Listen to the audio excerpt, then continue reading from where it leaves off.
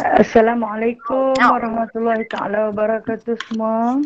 Waalaikumsalam Waalaikumsalam warahmatullahi wabarakatuh. Ya, Gaza. wabarakatuh. Kullu tamam.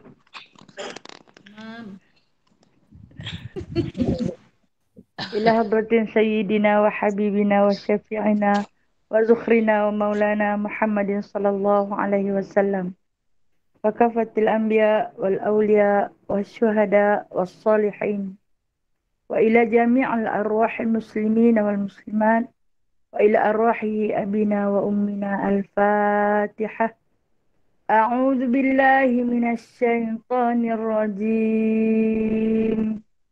Bismillahirrahmanirrahim. Alhamdulillahi rabbil alamin. Ar-Rahmanir Rahim. Maliki yaumiddin. Iyyaka na'budu wa iyyaka nasta'in. Ihdinas siratal mustaqim. Siratal ladzina an'amta 'alaihim ghairil maghdubi 'alaihim waladdallin. Amin. Hari ini selalu Anwarna, apapun kita dahulukan dengan ayat Al-Quran dulu, yakni 10 yang akhir daripada surah Al-Kahf, yang mana yang seperti yang disebut oleh baginda sallallahu alaihi wasallam, beramallah kamu dengan 10 daripada surah Al-Kahf, nescaya kamu akan terhindar daripada fitnah Dajjal di akhir zaman nanti. Dan mudah-mudahan kita akan menjadikan surah ini akan menjadi satu benteng buat kita dan ahli keluarga kita daripada fitnah Dajjal, insyaAllah. A'udzu billahi minasy syaithanir rajim. Alladzina kanat a'yunuhum fi ghita'in 'an dzikri wa kanu la yastati'una sam'a. أفحسب الذين كفروا أن يتخذوا عبادي من دوني أولياء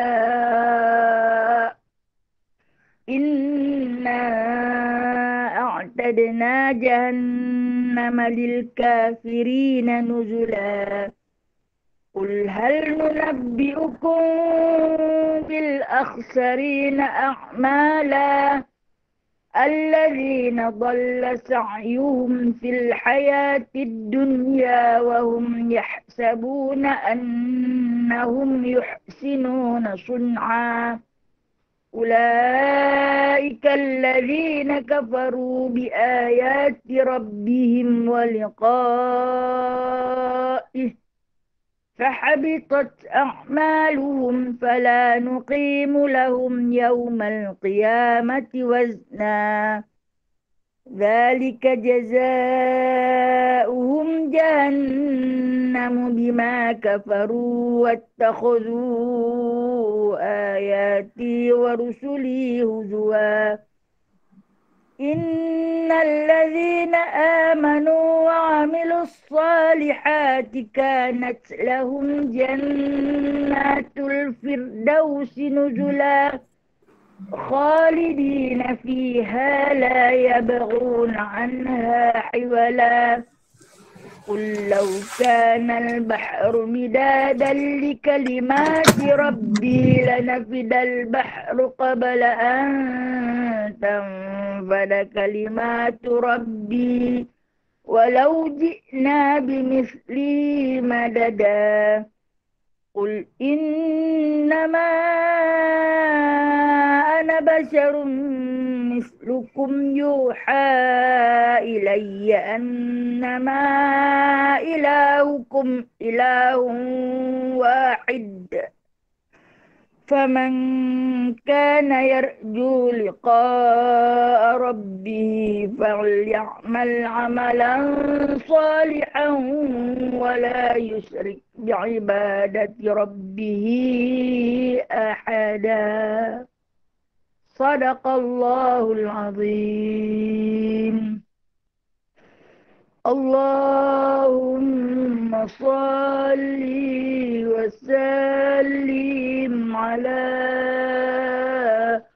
نور الأنوار وسر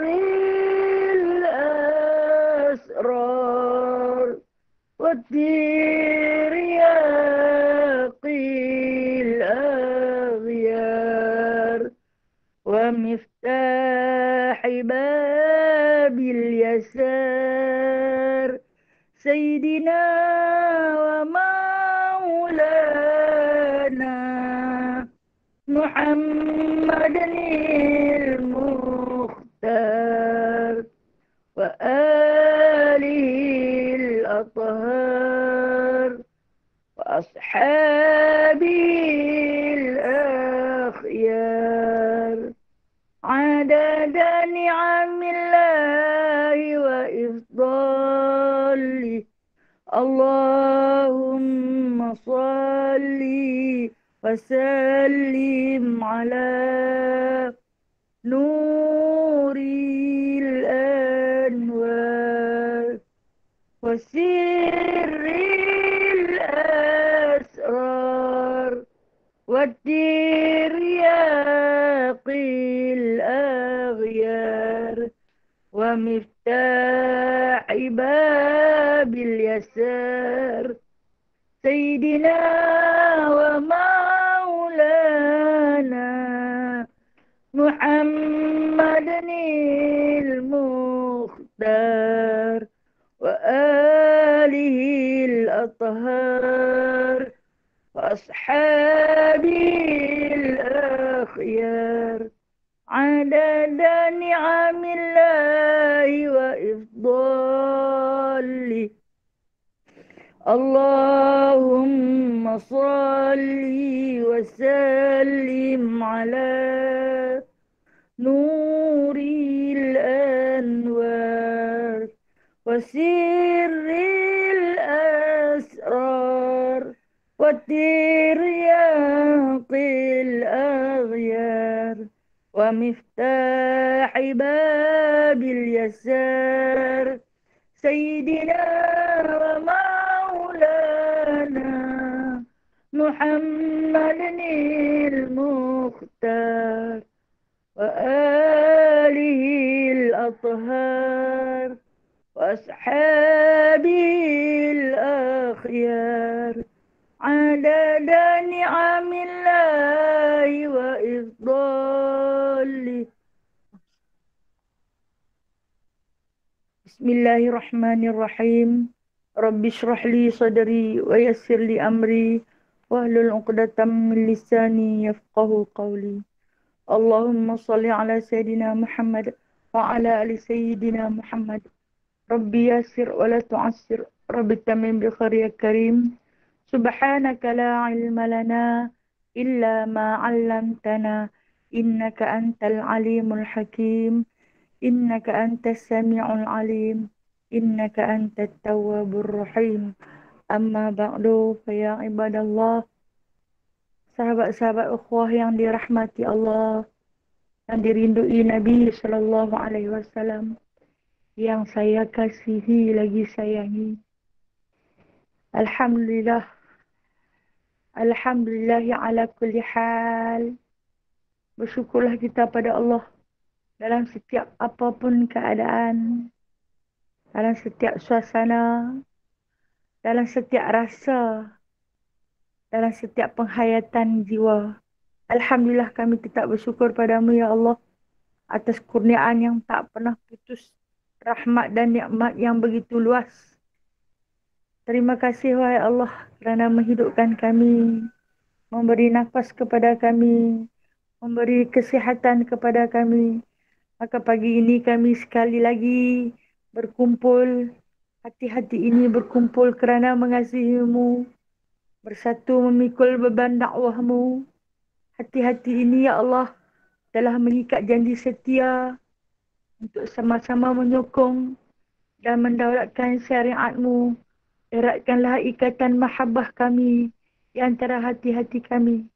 Kekalkanlah kemesraan ini ya Allah. InsyaAllah ta'ala dengan izin dan jemputan daripada Allah, pagi ini kita akan sambung Kitab Syama'il Muhammadiyah dan jadual kita seperti biasa di hujung kuliah kita akan sambung dengan bacaan Yasin Hajat. Kita ni hari-hari berhajat pada Allah, setiap saat berhajat pada Allah. Jadi satu-satu kemuncak cara kita menunjukkan hajat yang paling besar kepada Allah, iaitu dengan kita iringkan ayat Al-Quran.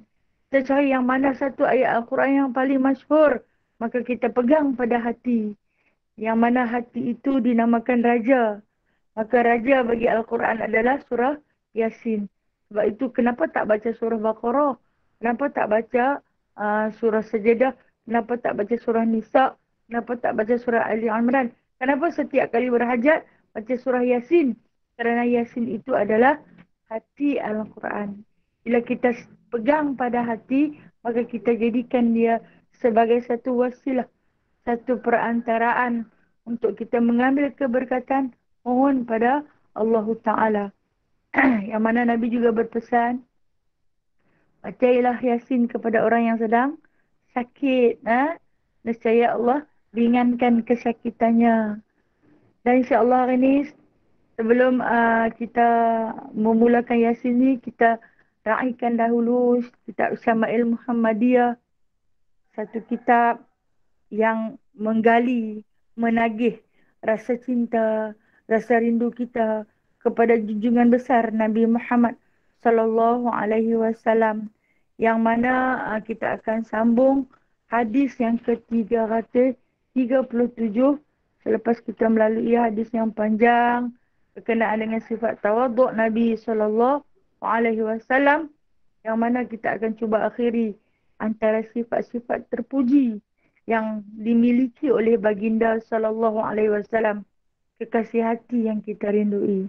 InsyaAllah kita baca dulu hadis 337. Kalau kitab saya muka surat 113. A'udzu billahi minasyaitonir rajim. Haddatsana Muhammad bin Abdullah bin Yazid qala haddatsana Bashir bin Mufaddal qala haddatsana Sa'id an Qatadah an Anas bin Malik qala qala Rasulullah sallallahu alaihi wasallam law uhdiya ilayya qurra'un laqabiltu walau du'itu alaihi la'ajabtu. Satu hadis yang diriwayatkan oleh Imam Malik, Anas bin Malik radhiyallahu an. Anas bin Malik ini adalah seorang hamba yang dihadiahkan oleh Ummu Sulaim kepada Nabi sallallahu alaihi wasallam untuk dijadikan hamba, tapi Nabi lebih melayani, menyantuni Anas bin Malik ini sebagai anak. Bukan sebagai hamba. Nabi menyantuni Anas bin Malik sebagai anak. Maka dengan sebab itu Anas bin Malik di antara orang yang paling banyak meriwayatkan hadis. Apa kata Anas bin Malik ni? Kata Anas bin Malik, Rasulullah sallallahu alaihi wasallam bersabda, jika aku diberikan kurak ni apa dia? Betis kambing atau lembu bahagian bawah, aku akan menerimanya. Begitu juga jika aku diundang untuk memakannya, aku pasti akan memenuhinya. Okey, kita baca tentang sifat kurak.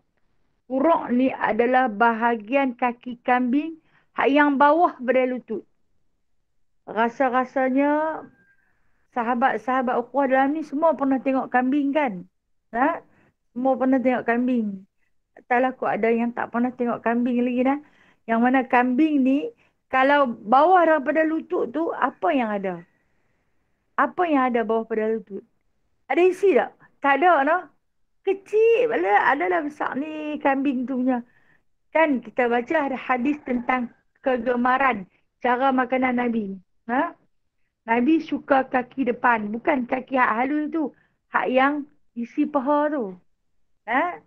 Isi paha bahagian depan tu. Nabi paling suka.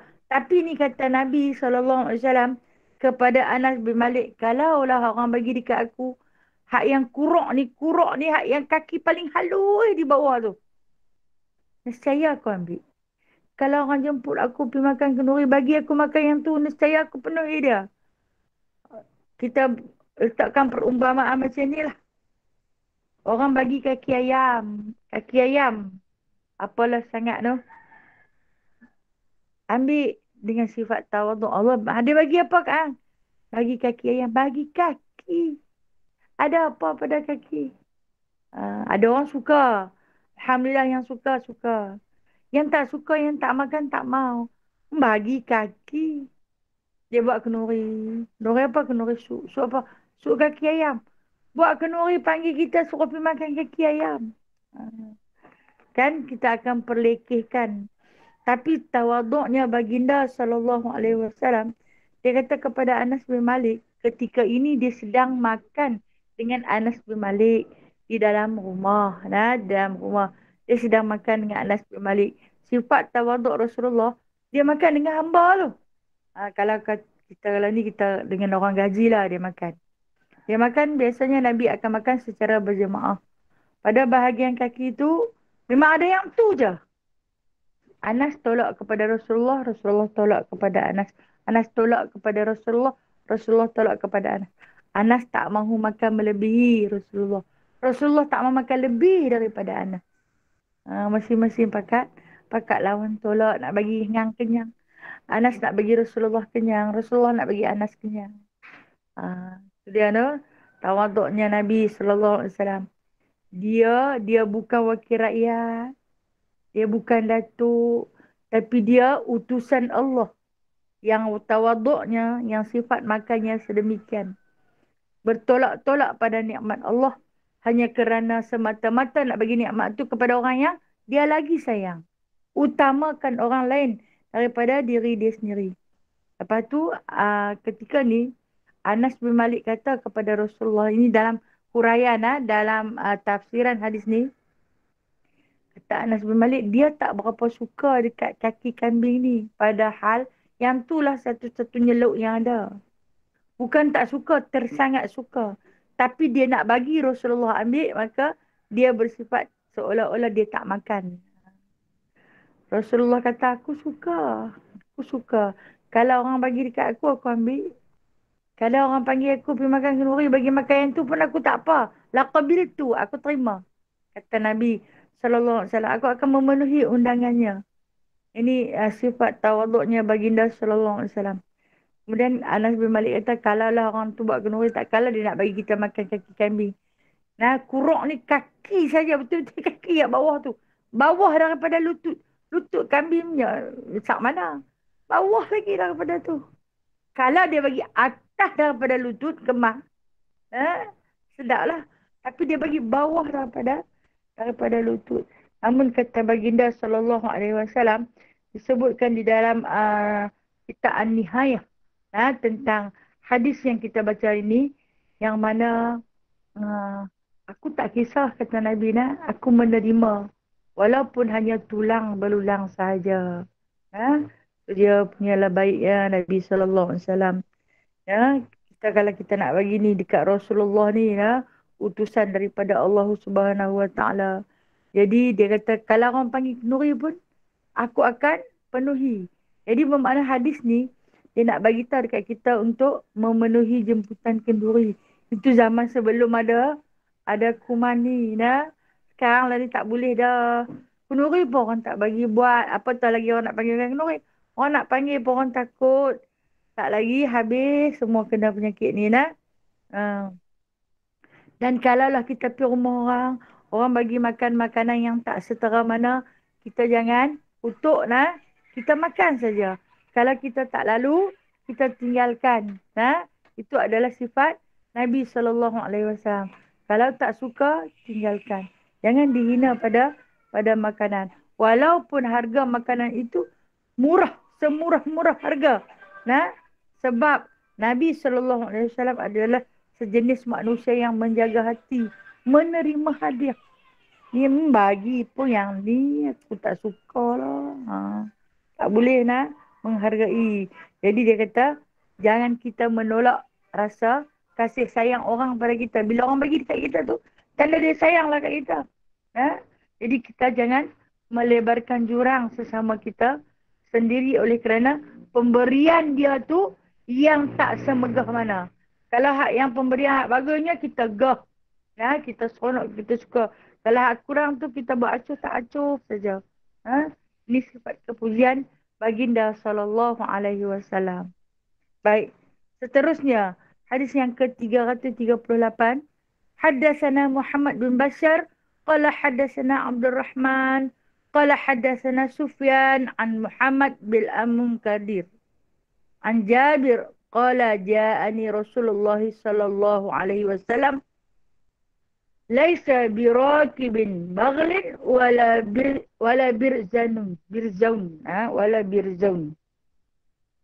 Hadis daripada Jabir radhiyallahu an menyatakan Rasulullah sallallahu alaihi wasallam pernah datang kepadaku tanpa menunggang bagal.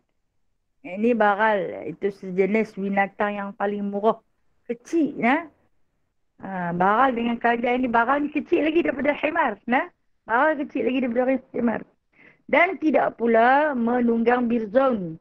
Birzaun ini adalah sejenis kuda daripada Parsi yang mahal harganya. Ini serta Jabir radhiyallahu anhu ketika mana Nabi SAW menziarahi Jabir. Waktu ni Rasulullah dengar Jabir ni sakit. Jabir ni sakit. Demam. Okey. Saya pernah cerita dah tentang kisah Jabir ni, Jabir bin Abdullah. Yang mana beliau adalah seorang sahabat yang tak pandai menunggang kuda. Tak pandai. Dia bila naik atas kuda, dia ketak. Dia ketak berpeluh-peluh. Biasanya kuda tak berjalan. Bila kuda ni dia ada satu naluri yang boleh tahu apa perasaan orang yang tunggang dia tu. Bila dia tahu orang yang duduk di atas belakang dia tu takut, dia pun akan buat perangai. Jadi bila kuda ni tak mau berjalan, kemudian dia tepuk-tepuk suruh kuda tu jalan menyebabkan dia terjatuh. Dia jatuh daripada kuda. Dan akibat daripada dia jatuh tu, dia sakit. Dia demam. Rumah dia dengan rumah Rasulullah ni jauh. Jabir bin Abdullah ni, dia di antara sahabat yang rumah dia agak jauh daripada Masjid Nabawi. Biasanya dia akan datang awal untuk solat berjemaah sebab dia mengambil masa untuk sampai. Bila mana Rasulullah tak nampak muka sahabat ni dalam sembahyang fardu, maka Rasulullah tertanya-tanya mana dia pergi. Dia berkata dia sakit. Ya ke dia sakit? Jadi Rasulullah ni adalah sejenis yang suka meraihkan. Meraihkan sahabat yang sakit. Jadi Rasulullah nak pergi ziarah dia. Bila Rasulullah pergi ziarah dia, ni yang Jabir kata, aku tengok dia main dekat aku. Dia tak naik pun baral. Maksud dia, dengan semurah-murah harga kenderaan dia pun dia tak naik. Ataupun semahal-mahal kenderaan birzaun. Birzaun ni adalah sejenis kuda Parsi. Kuda Parsi ni di mana Arab lah. Kuda Parsi ni Arab Parsi.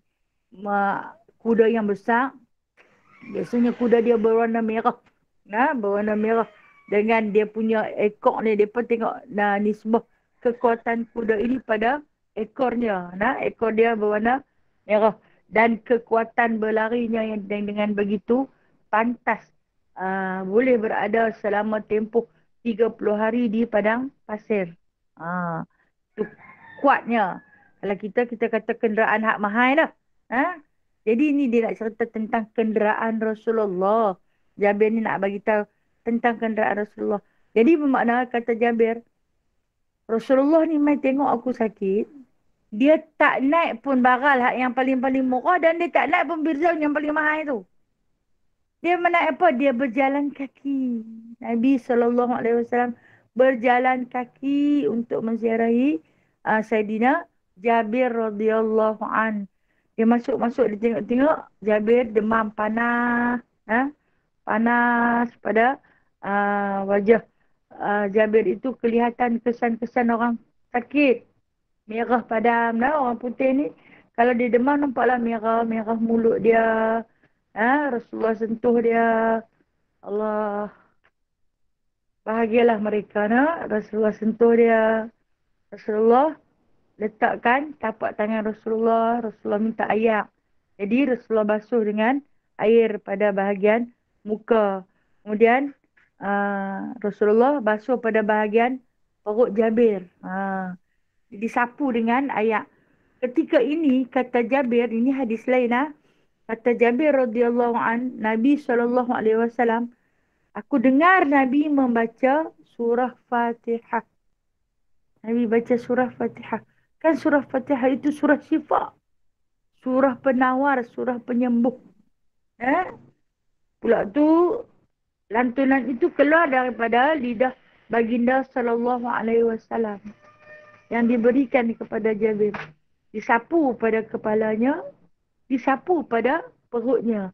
Dua bahagian tempat untuk menurunkan suhu kepanasan yang Rasulullah sallallahu alaihi wasallam ajar, iaitu pada bahagian kepala dan juga pada bahagian perutnya. Nabi ajak dah kita dengan penuh kasih sayang. Maka ketika ini apabila disapu oleh baginda sallallahu alaihi wasallam, rasa reda. Okey. Nak yaran, kita ni kalau kita sakit, ada orang mai ziarah, insya-Allah rasa ringan sikit kesakitan. Tapi hari ni ya Allah, kami tak mampu menziarahi sahabat-sahabat kami yang sedang sakit. Kami hanya boleh mengirimkan doa dari jauh.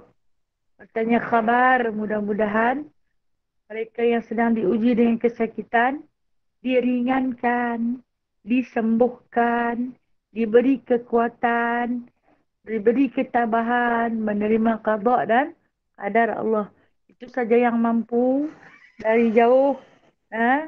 Kalau sahabat yang berhajat tu sebutlah nama dia. Dalam hajat-hajat yang kita munajatkan kepada Allah. Allah Maha mendengar, Allah tahu apa yang dia buat. Tapi kita jangan lupa berdoa. Sebaik-baik Muslim itu iaitu Muslim yang mengasihi Muslim yang lain. Jadi tolong doa. Ikhlaskan doa itu daripada hati kita. Itu cerita tentang Rasulullah. Tengoklah, dia seorang Rasul. Seorang utusan Allah yang begitu mulia kedudukannya. Datang berjalan kaki. Nak pergi ziarah kawan ni. Tidak kalau dah tak ada kenderaan, tak sepi lah. Tak, dia pergi, dia jalan kaki. Bukan naik kenderaan mahal, tak ada, dia tak ada apa. Bukan kuda parsi. Bukan juga hemar yang murah pun bukan. Tapi Nabi hanya berjalan kaki. Diikuti oleh sahabat-sahabat yang lain juga. Okey. Tengok hadis seterusnya, hadis 339. Hadatsana Abdullah bin Abdurrahman qala hadatsana Abu Nuaim qala anba'ana Yahya ibnu Abi Al-Haytham Al-Attar qala sami'tu Yusuf bin Abdullah bin Salam qala sammani Rasulullah sallallahu alaihi wasallam Yusuf wa qa'adani fi hijri wa masaha ala ra'si. Ini sifat tawaduk. Di antara sifat tawaduknya Nabi sallallahu alaihi wasallam yang mana telah pun diceritakan oleh seorang sahabat. Sahabat ni sahabat kecil Nabi sallallahu alaihi wasallam. Siapa dia sahabat kecil Nabi? Nabi ni dia dengan budak-budak pun dia berkawan Budak-budak pun suka kawan dengan dia.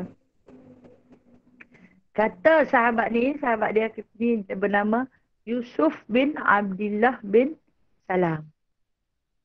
Rasulullah sallallahu alaihi wasallam memberiku nama Yusuf, meletakkan aku di pangkuan riba baginda sallallahu alaihi wasallam kemudian mengusap kepalaku. Okey.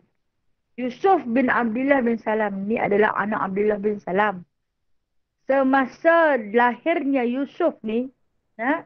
Semasa lahirnya Yusuf ni, Abdullah bin Salam ni kira keluar daripada perut isteri dia tu, selepas disuci dan dimandikan, dia bawa terus pergi jumpa Rasulullah. Yang ketika itu Rasulullah sedang berada di dalam Masjid Nabawi. Terus dia pergi letak di atas riba Rasulullah. Bila dia letak bapa Yusuf ni lah, Abdullah bin Salam ni. Bila dia letak di atas riba Rasulullah SAW, lalu dia kata kepada Rasulullah, namakan Sa'd. Buh Sa'd nama. Apa yang Nabi buat? Nabi usap dulu kepala dia. Nabi mengusap kepalanya. Lalu Nabi pandang cantik, comel, segak muka budak ni. Maka sempena ketampanan, kecantikan wajah Nabi Allah Yusuf alaihissalam, Nabi pun meletakkan nama kanak-kanak yang berada di atas ribaan baginda sallallahu alaihi wasallam ini dengan nama Yusuf. Dialah yang meletakkan dengan nama Yusuf. Dan kemudian kata Yusuf, betul aku, ayahku cerita, dia kata, ayahku bagi tahu, Nabi usap kepala dia, Nabi usap kepala dia sambil Nabi membaca doa agar Allah Taala rezekikan ilmu mentakwil Al-Quran kepadanya, pandai membaca Al-Quran. Kemudian Nabi tahnikkan dengan memasukkan jari telunjuk Nabi ke dalam mulut Yusuf bin Abdullah. Bila Nabi masukkan jari itu, Nabi tekan pada bahagian langit-langit. Kata baginda sallallahu alaihi wasallam, untuk memfasihkan lidahnya berkata-kata. Untuk memfasihkan lidahnya berkata-kata dan untuk melancarkan bacaan Al-Quran. Maka Nabi lah yang tahnik dia. Itu menjadi satu kebanggaan bagi Yusuf bin Abdullah ini di atas sentuhan Nabi SAW. Di antara manusia pertama yang menyentuh pada bahagian mulut dia. Jadi dia rasa seronok, dia rasa bangga. Yang dia cerita ni, masa ni Rasulullah dah wafat. Kata nama aku, Rasulullah lah yang letak. Seronok kan? Jadi apa yang boleh kita ambil pengajaran daripada hadis ni, iaitu satu galakan. Kalau kata kita ada anak kecil, kita ada baby, kita ada cucu kau yang kecil, kita bawa lah dia pergi jumpa dengan orang soleh. Minta orang soleh itu tolong bagi nama. Tolong bagi nama, nak buat nama apa. Biasanya orang soleh ni dia akan kata, suruh ibu bapa dia letak nama dulu. Tak lagi kot dia letak ibu bapa dia tak suka. Suruh ibu bapa dia letak dulu. Kalau zaman Rasulullah dulu, dia pun memang tak bernama. Dia terus bagi kat Rasulullah, suruh Rasulullah letak nama. Tapi kalau kita lah ni, kalau orang suruh kita bagi nama, kita kata bagi ibu bapa dia letak dulu. Tak lagi apa yang kita bagi, wali dia tak berkenan. Selepas diletakkan nama yang baik, maka bagilah kepada orang yang soleh itu untuk didoakan. Untuk didoakan anak kecil itu. Kalaulah kita yang tak soleh ni, orang minta untuk ditahnikkan budak tu. Maka doakanlah kebaikan. Di antara doa yang pernah Nabi ajar ketika bertahnik, itu doakanlah. Kalau tak boleh dalam bahasa Arab, saya nak ajak bahasa Melayu je. Ya Allah, rezekikanlah kepada kanak-kanak ini untuk pandai membaca Al-Quran dan mentakwilkannya. Maksud dia mentakwil ni, menafsirkan isi kandungan Al-Quran. Bukan sekadar baca, tapi pandai takwil. Faham isi kandungan Al-Quran. Kemudian usaplah kepala dia. Bacalah 3 qul, tiupkan pada ubun-ubunnya. Nescaya kanak-kanak itu akan mengikut perilaku orang soleh yang mentahnikkan bayi tersebut. InsyaAllah. InsyaAllah. Sebab sunat di antara kehidupan sunnah baginda selalu diberi kanak-kanak untuk ditahnikkan. Jadi Yusuf ini adalah di antara sahabat kecil baginda sallallahu alaihi wasallam yang disentuh oleh baginda ketika mana baru berusia sehari. Ketika mana baru berusia sehari. Okey. di dalam beberapa hadis diceritakan Nabi ni dia ada ramai kawan-kawan kecil dia. Ha? Sahabat-sahabat kecil dia. Okey, saya ulang lagi dah. Ada yang minta ulang. Kawan tu, okey, saya cakap dalam bahasa Melayu. Kalau bahasa Arab boleh sat lagi tak erti nak sebut pula. Nak cakap dalam bahasa Melayu. Ya Allah, rezekikanlah kepada anak ini untuk pandai membaca Al-Quran dan mentakwilkannya. Takwilnya apa? Menafsirkannya. Ataupun menghuraikannya. Okey. Kemudian, waktu tu waktu yang ada tangan kita madu. Nah, ataupun kurma, ataupun zam-zam. Diletakkan kepada langit dengan jari telunjuk. Kenapa jari telunjuk? Sebab jari telunjuk ini terus dari hati. Jari telunjuk ini terus dari hati. Jadi dengan sebab tu jari telunjuk. Tak guna jari ibu, tak guna jari kelingking atau jari-jari yang lain. Tapi kita gunakan jari telunjuk kerana telunjuk itu adalah dari hati. Dan doa itu datang daripada hati. Kemudian kita usap kepala dia dan tiup pada ubun-ubunnya dengan 3 hol. Boleh.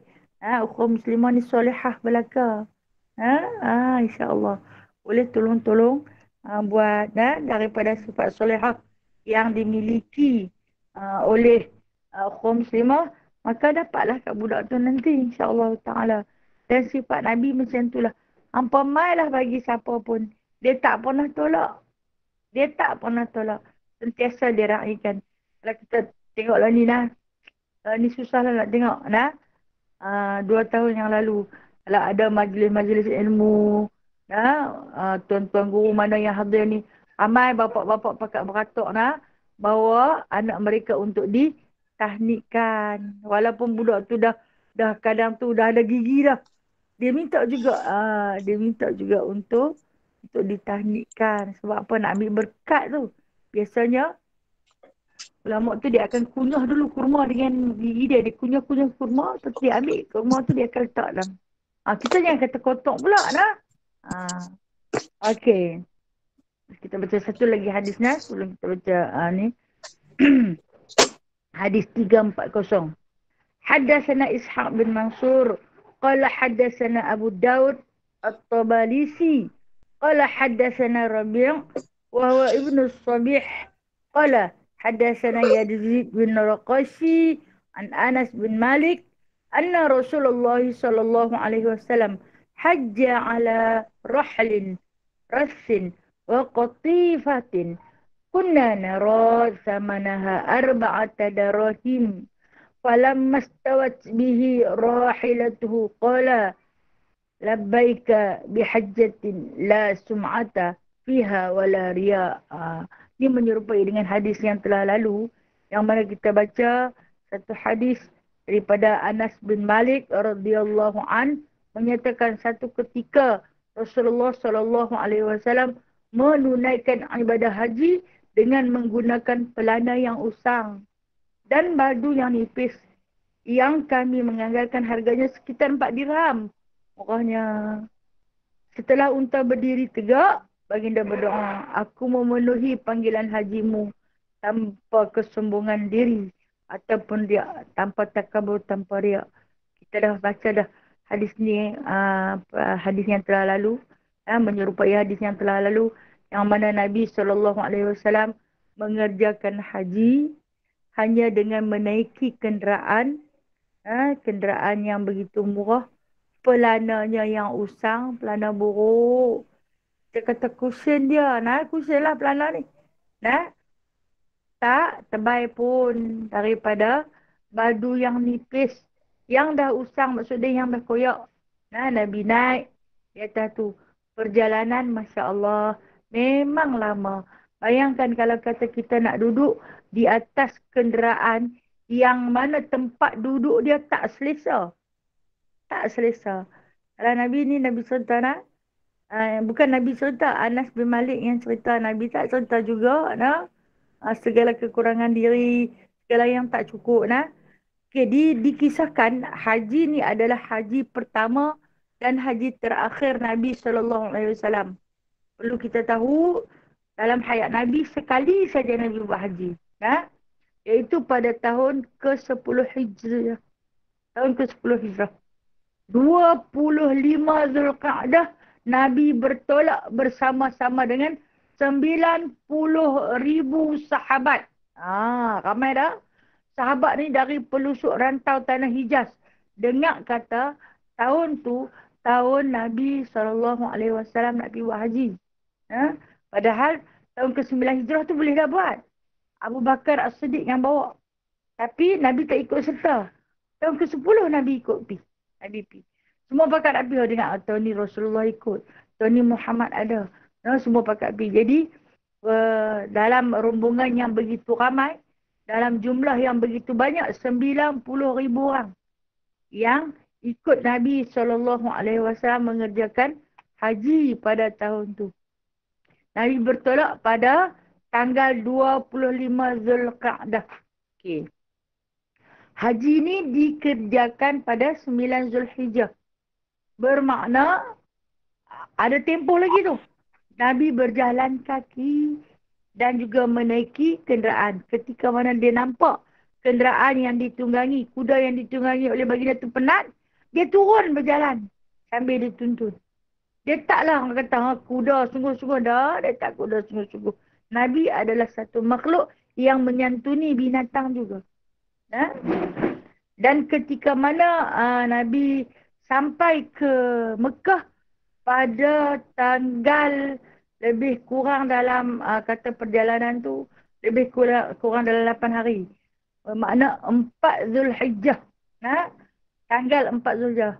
Kita kira daripada 25 Zulqa'dah Nabi bersama-sama rombongan melalui perjalanan dari kota Madinah nak pergi ke kota Mekah 25 Zulqa'dah sampai 4 Zulhijjah. 8 hari, 9 hari perjalanannya. Lama tu. Kita kalau 9 jam. Kita Malaysia naik kapal terbang terus sampai ke Jeddah 9 jam. Alah, dia punya beletiak lah. Sakit pinggang, kaki bengkak, sakit belakang, cemui duduk, tak larat tidur, tak larat nak tengok tu, tak larat nak makan, tak larat nak kencing. Punyalah hinggang. Punyalah merungut.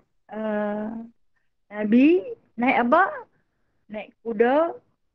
Ada kata dia naik unta, tapi lebih kuat dia naik kuda nah. Dia naik kuda.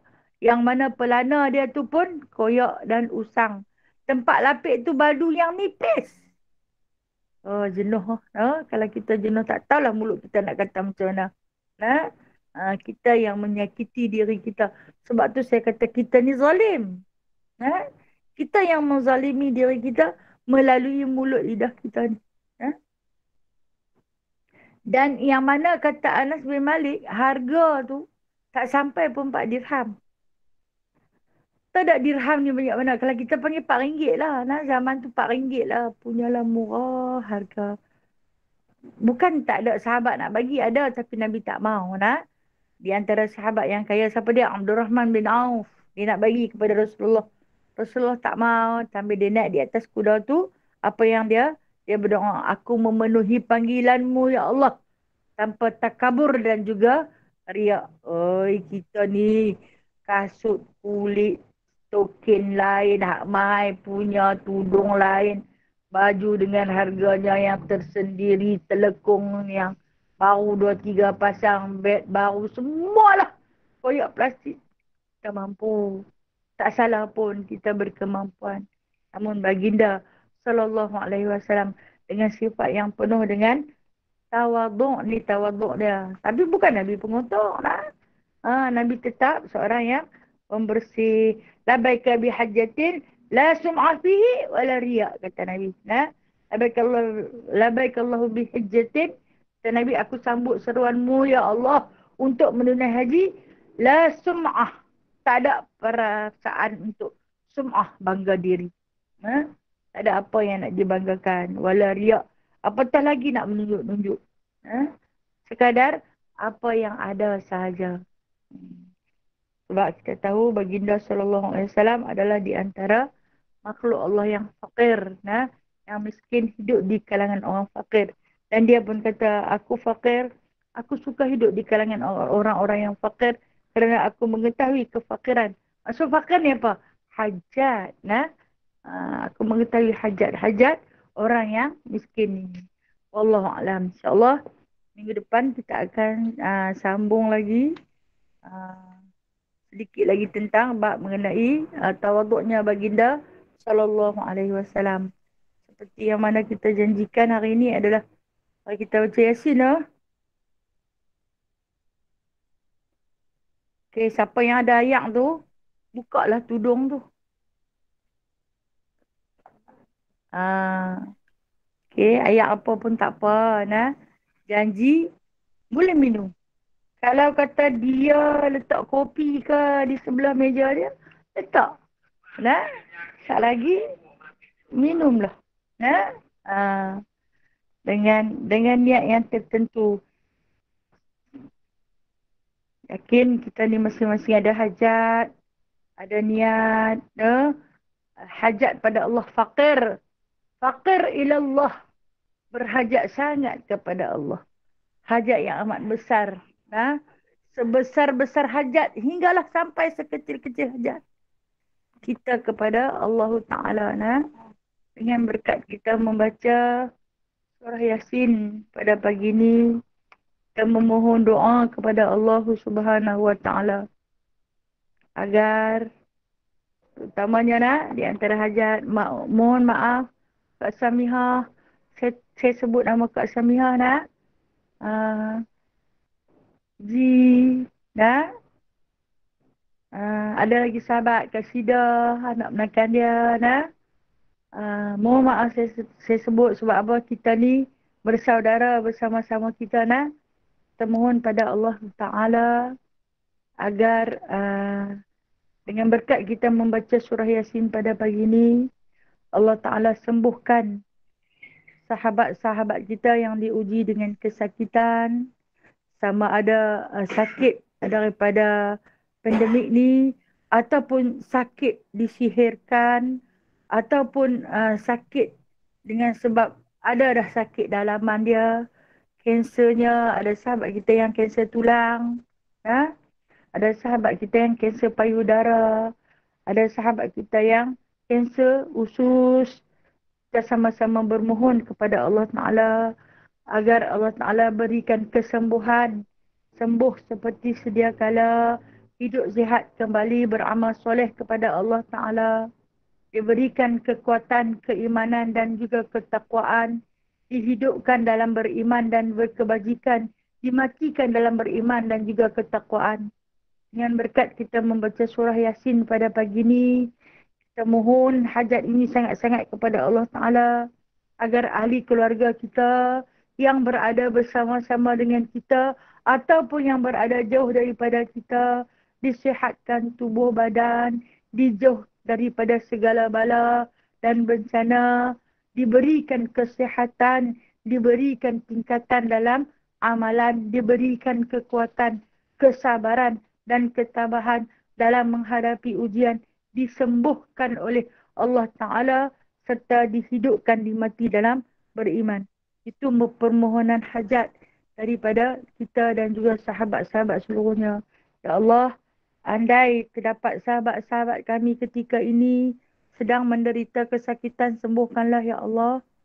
Andai terdapat sahabat kami yang sedang menderita kekecewaan, bahagiakanlah ya Allah. Kalau sahabat kami yang ketika ini dalam kemiskinan dan kepapaan, kayakanlah mereka ya Allah. Andai ketika ini ada sahabat-sahabat kami yang sedang dalam penderitaan, bahagiakanlah mereka ya Allah. Lapangkanlah hati mereka, berikanlah ketenangan jiwa di dalam hati-hati mereka, dalam jiwa mereka. Serta hidupkanlah dan matikanlah kami dalam beriman, jauhilah kami daripada siksaan api neraka. Baik, saya nak pesan sekali lagi sampai kepada salamun qawlam mir rabbir rahim. Apabila kita ulang 3 kali tu, masa tu lintaskan niat yang hajat betul-betul itu. Kemudian satu lagi pada kalimah ataupun pada ayat innama amruhu idza arada syai'an an yaqula lahu kun fayakun. Waktu tu lintaskan dalam hati hajat yang betul-betul kita berhajat. Kalau saya biasanya saya akan lintaskan, ya Allah, mustajabkanlah seluruh hajat-hajat kami. Tapi saya tahu, sahabat ukhuwah masing-masing ada hajat yang tertentu. Jadi waktu tu sebut dalam hati hajat yang memang kita berhajat sangat. Astaghfirullahalazim. Alladzi la ilaha illa